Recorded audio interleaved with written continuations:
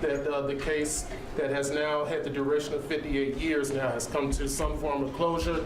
Chief Kolash will open up the press conference, followed by the mayor, and you'll hear from 2 family members, and we'll come back for questions. Chief Kolash. Good morning. Kevin Kolash, K-O-L-O-S-H. On April 29th, Calumet City detectives, with the assistance from the St. Louis County Police Department, arrested James Barbier at his home in Creve Coeur, Missouri, for the 1966 murder of Karen Snyder. Karen Snyder was stabbed more than 120 times on November 12th, 1966. On that date, at approximately 11:10 p.m., Calumet City Police responded to a residence in a 400 block of Wilson Avenue where they found the deceased body of Karen Snyder. In December of 22, Calumet City detectives received an inquiry about the status of this case. Detective Sergeant Asher Dimitrov and Detective Sergeant Kevin Rapaz began to re-examine the case. They spent the next 16 months analyzing evidence and locating and re-interviewing witnesses. Their investigation confirmed that Barbier was a suspect in the murder. Evidence that was recovered from the scene in 1966 was sent to the Illinois State Police Crime Lab. With the advancements in technology, that evidence matched the DNA of Barbier. And Barbier is scheduled for his next court appearance on May 21st, 2024 at the Cook County Courthouse in Markham, Illinois.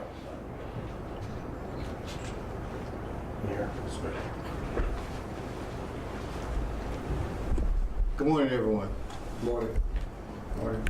Today is an important day in Calumet City history, just as it was important on November 12, 1966. Our mayor at the time, Mr. Nowak, and the detectives did a great job of preserving evidence.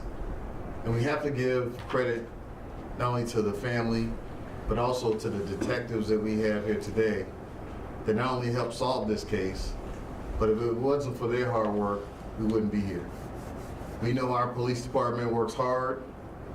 We know that getting a phone call and following up on that phone call is important, just as it's important to this family. And I want to thank the family and give my heartfelt prayers to the family. We know that this was important to you and your mother. It was important to the family. Although the story is not finished yet, we know we have to be here for the family. And the city of Calumet City will be here for the family as we extend our arm and we extend all of the power of our police department and all the power of our city government.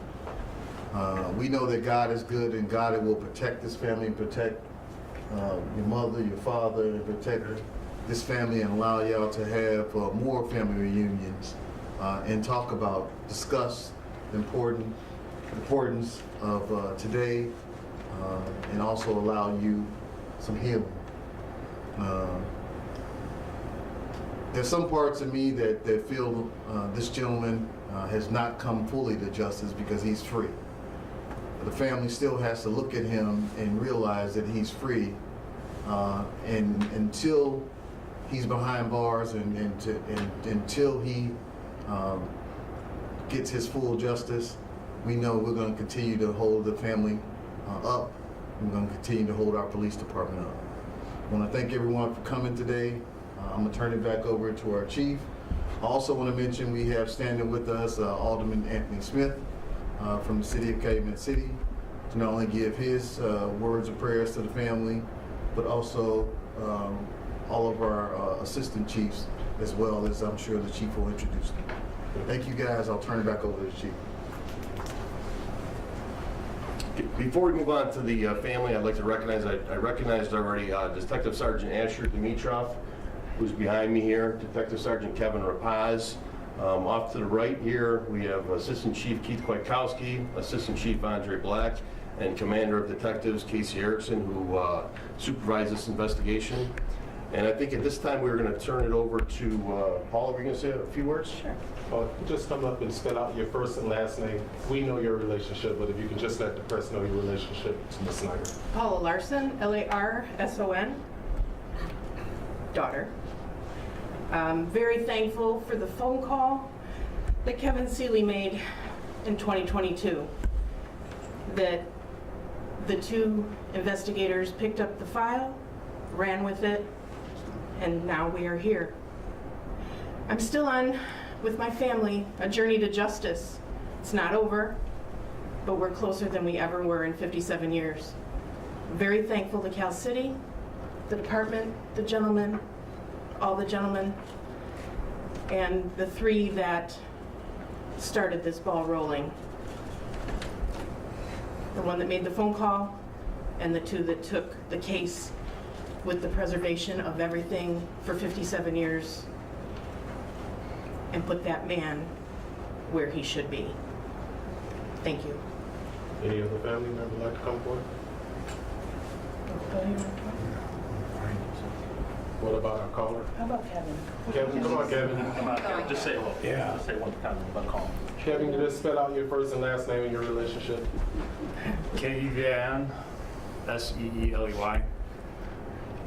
Thank you to the detectives, to the family for never giving up hope.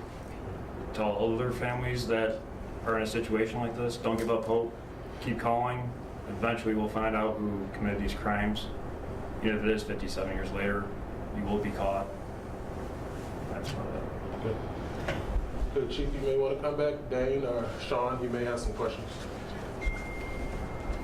Chief or Kevin, You did good. yeah, Kevin, you did a good job. Don't work on that. What led to this phone call after at that time 55 years? Kevin wants to talk about that. He's asking you. What's that? You're obviously not 55 years old. Thank you. Yeah, no. What led to that phone call? Tell me. Sitting at the kitchen table with my grandma. Well, go ahead. Oh, sorry. Sitting at the kitchen table with my grandma, she would always speak about this case, and it just basically haunted her until the day she died. She'd always talk about, she was, so my grandpa is cousins with Karen's father. I never met them until today, but she always spoke of it. And someone that committed something like this should be caught or at least looked into. So And what did your grandma say all those years? she just talked about what happened and how he was never caught, how he needed to be caught. So if you might as well make a phone call, see if get the ball rolling. Who knows? Hey, tell me about that. Yeah. Talk a little bit about that phone call. What prompted it and what kind of response you got? Just my grandma. I probably heard the story like 5 times, so I just was all right. I'm just gonna call. Just I was at work one day and I was reading up on it. And I was like, all right, maybe after 57 years, some sort of technology can be used to figure out who committed the crime. Because I read up on another story. I think it was Golden State Killer. They caught him with genealogy, so maybe you could do that. I don't know. Who knows? Anything can happen, I guess. Was Grandma saying Mr. Barbier's name at the time? What I was don't she think she saying knew about the it? name. What was that? I don't think she knew the name, but she always said there was one guy that they always suspected did this. So they didn't know the name, they didn't know who he was. They were never close to him, but they always suspected the one person did it, but they just never had proof. You were in contact with police while they were investigating, or did you just kind of give them the initial push and then they came back to you later and said, hey, here's what we have? I called in December 2022, and then I didn't hear back until Friday. They called me this Friday and said, hey, we want to meet up with you, we want to talk to you about something. I was like, okay, I don't know any information. They're like, no, we just want to talk to you for a little bit. So I met up with them for an hour and a half and sat and talked about it, which was pretty cool. What was your reaction? Oh, this is insane. It's insane that he was finally caught. It hasn't really hit me until like Saturday night when I was finally like had the downtime, and I was like, this is actually huge. Huge. I mean, it's over half a century old. Finally get some closure for the family too. That's the biggest part. Could we talk, because you didn't have a name, but you just made a phone call saying my grandma said there's one person and you should look into it, or what? Like, No, I knew the name of the case, and I just called and asked about it, and they took it from there. They did all the work. There's a 1966 Karen Snyder case, and all right, we'll look into it, and they actually did, so they did a good job. They deserve all the credit. They did all the labor. Chief or detectives, can you tell us how that phone call without a name, but the case kind of led you to a suburb of St. Louis. Yeah, so the phone call itself reinitiated took another look at the investigation. And from there, they reviewed the case, they examined all the evidence. They went out and they re-interviewed witnesses, which was difficult because this case is 57 years old. But they went out and re-interviewed people that had knowledge of the case at the time, which kind of confirmed the initial thoughts from the investigators in 1966 that Barbier was a suspect. The detectives back then did a phenomenal job at recovering, locating, and preserving the evidence from that date and time. That evidence was then used to identify Barbier through a DNA match. Chief, can you talk a little bit about what evidence was there in terms of case files, clothing, evidence? What did you guys still have in your possession? All the evidence was still there. So there was a lot of blood evidence. There was multiple pieces of physical evidence that were recovered back then, and then obviously the case file. And it was they did a good job documenting the case back then too. We kind of all talked about that. It's amazing how detailed they were when they documented the case. Were any of the investigators from that time still alive that could be contacted? I don't think so. Not for me. No, not from here. There was one from Chicago, and I think the crime lab.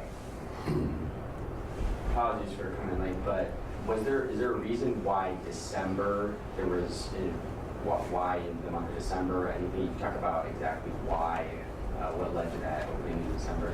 Yeah, so we discussed that before getting here. So in December of 22, we received an inquiry about the case. At that point, detectives began to re-examine the case, analyzing evidence, and locating and re-interviewing witnesses. And they spent the next 16 months doing so.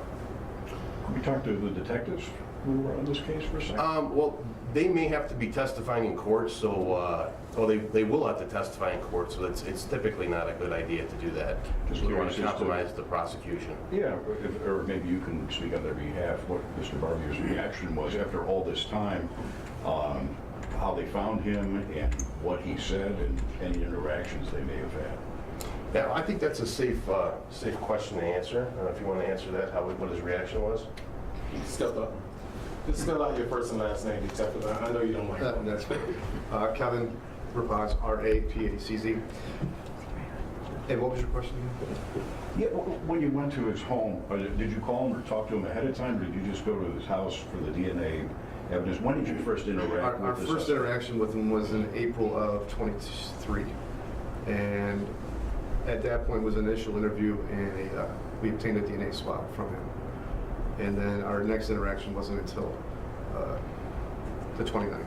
What was his did you just kind of cold call him and No, what we he said? just knocked on the door and had a quick conversation with him and then escorted him out.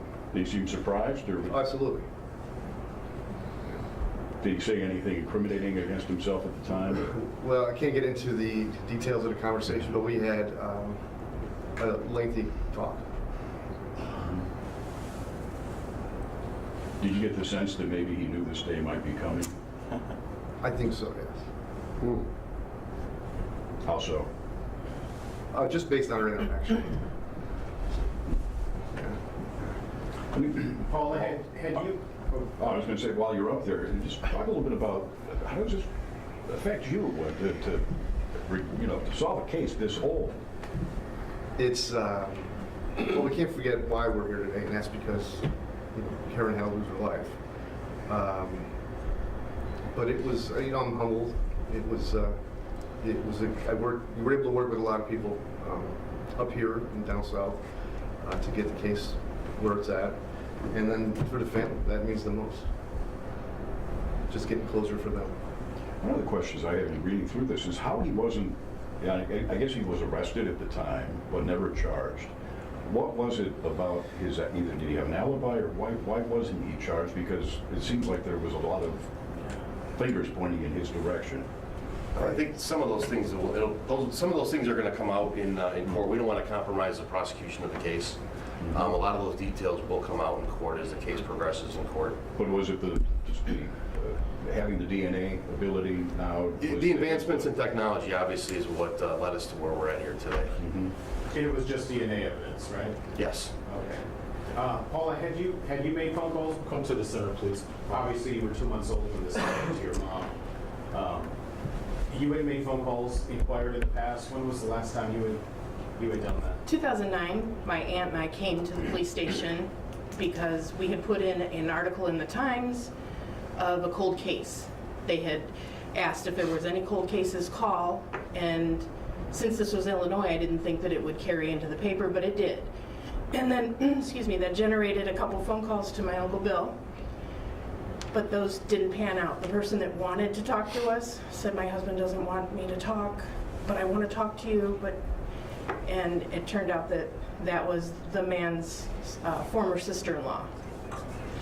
I'm sad that I didn't pursue at that time. I had a young family. They were most important. I could not dive in whole body because we were raising a family and I had to be present in their life.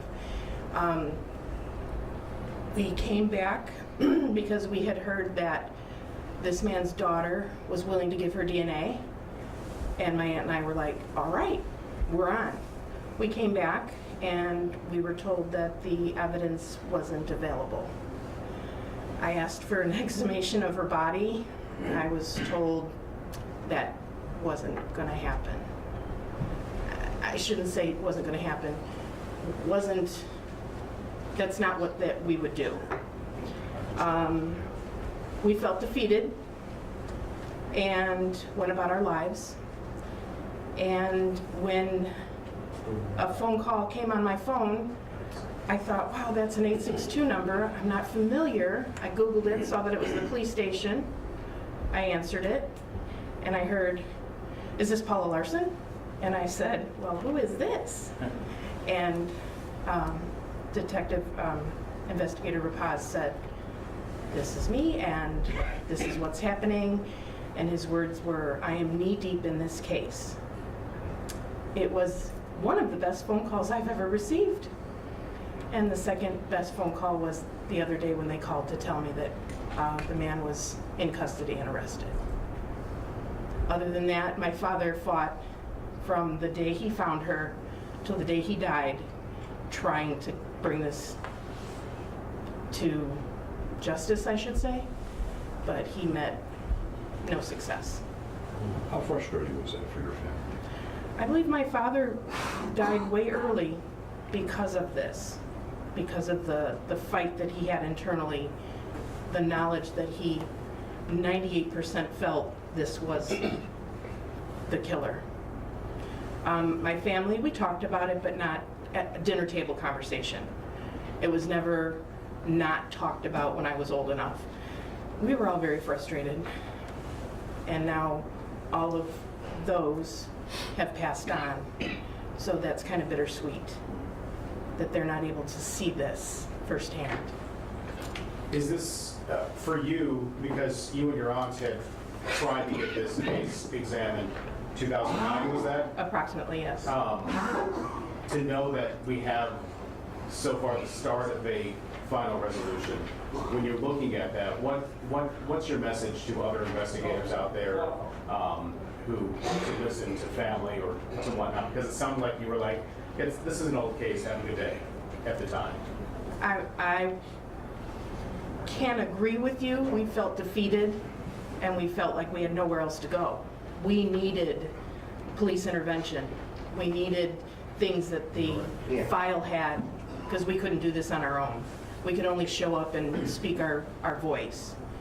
For families, like Kevin said, do not give up. Pursue every idea, everything that you hear, even if you don't feel that it's important. It may be important. It may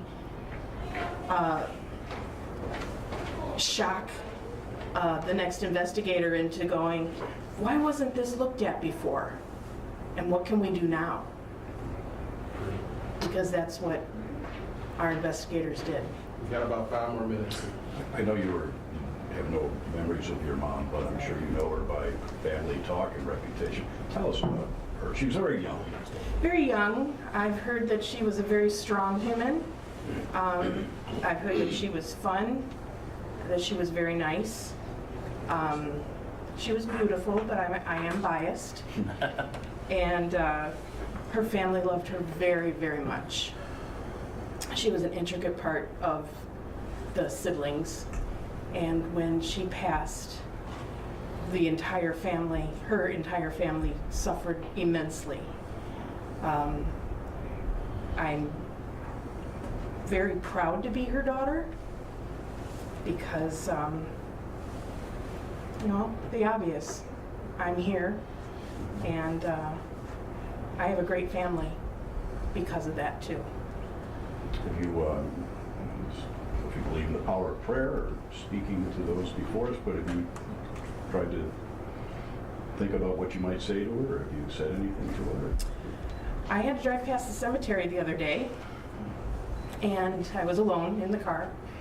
I didn't go into the cemetery yet, but I was alone, and I said out loud, "Mom and Dad, we got him."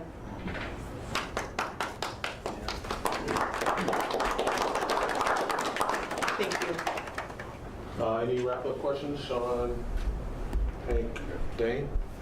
All right. I want to thank everyone for coming. Family, we're still here with you. Chief Kolash, Detective Eunice DeBrass, excellent job. We've been joined by 5th Ward Alderman DeWan Gardner for the record. And let's hopefully we can get a successful prosecution. Thank you so much, everybody. Thank you. All right. Thank you, everybody. It's a live mic, guys, so, okay? Thank you.